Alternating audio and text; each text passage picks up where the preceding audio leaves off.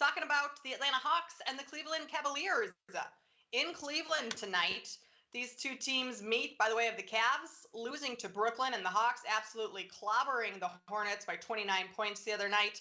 The winner of this game gets the final playoff spot in the East. Hawks open this matchup as the 1.5-point underdog. Quickly, that line switched, and the Hawks are now the 1.5-point favorite. So, Alex, can the Hawks get it done on the road tonight? I think they can. I think they win this game and kind of fairly comfortably, if I'm being honest. It's two teams moving in completely different directions. You look at the Cavaliers' end of the season, and it's just been a mess. I mean, they've struggled ever since they started losing all those guards. And, not that the players they lost, like Ricky Rubio and those guys, are the best players in the world, but you start to run out of bodies at a certain position and things get really ugly. I mean, the playoffs in general aren't necessarily so much about depth, but when you just have so few guys in general, it's just the Cavaliers' offense really stagnates anytime Garland goes off the floor. Now, we get Jared Allen back tonight, but based on everything I've seen and read, he's not 100%. I don't think that. Honestly, if this wasn't a must-win game, I don't think he'd play tonight. So the line has moved a little bit for that. That's kind of what has pushed it from 2.5 this morning down to 1.5 where it is. I don't necessarily agree with that move. A little ashamed of myself that I didn't wait for it, but it's just a nice spot for the Hawks. I think they match up really well here. With all due respect to Evan Mobley and how great of a season he has, I don't think he's going to be ready basically for what Trae Young and Clint Capella are going to do tonight. It's a really tough matchup for him, and without the guard support, that pick and roll is just brutal. And the Hawks have been playing good basketball. I wish it was in Atlanta, but I feel pretty good about him tonight. The report for Jared Allen being back is that he's going to attempt to play tonight. That doesn't give me much confidence that he's going to be the Jared Allen, that we've seen throughout the regular season. I mean, like you said, if this wasn't a must-win, I don't think he would be playing at all. So I'm not sure I'm too concerned about him being back in and factoring into what the Cavs are going to do tonight. But this Atlanta Hawks offense has been rolling lately, peaking at the right time. They've scored 130 points in back-to-back games. They got past the Hornets the other night with a pretty balanced offensive attack. I mean, Danilo Gallinari had 18 points. DeAndre Hunter had 18 of his 22 in the third quarter.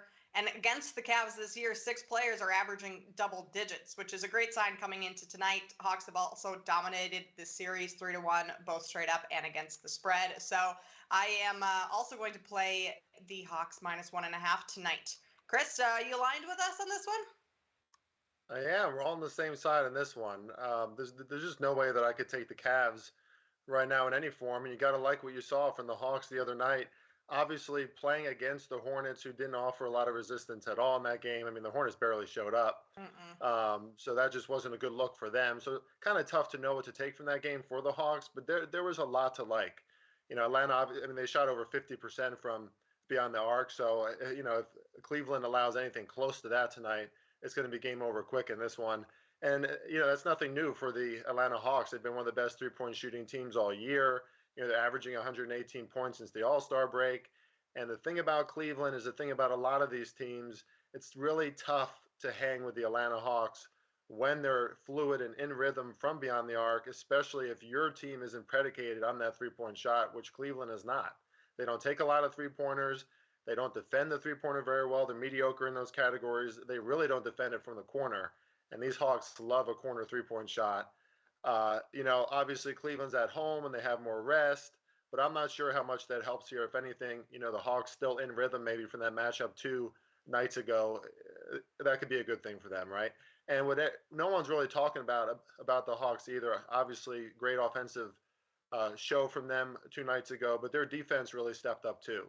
And Nate McMillan, for what it's worth, he was a world-class defender in his day in the NBA. He knows how to teach it. This is a team who seems like they can still turn it on and play way better defense. We saw that from players like DeAndre Hunter, from Capella, who looked like he was back to being a rim shark again, 15 or 16 rebounds in that one. Okongwu, Gallinari, these guys really put in a lot of effort on the defensive end too. If they make life difficult for the bigs, for Jared Allen, who's not going to be 100%, and for Evan Mobley, this is going to be just a really, really tough game for the Cavs to win. Ultimately, it's another good spot for Trae Young, I think, to just control this game. A lot of assists, a lot of points. The Hawks are going to push that pace early once again. And like Alex said, this is a team in the Cavs who are just on a downward spiral. on offense and defense. Really can't go with any other side than the Hawks in this one.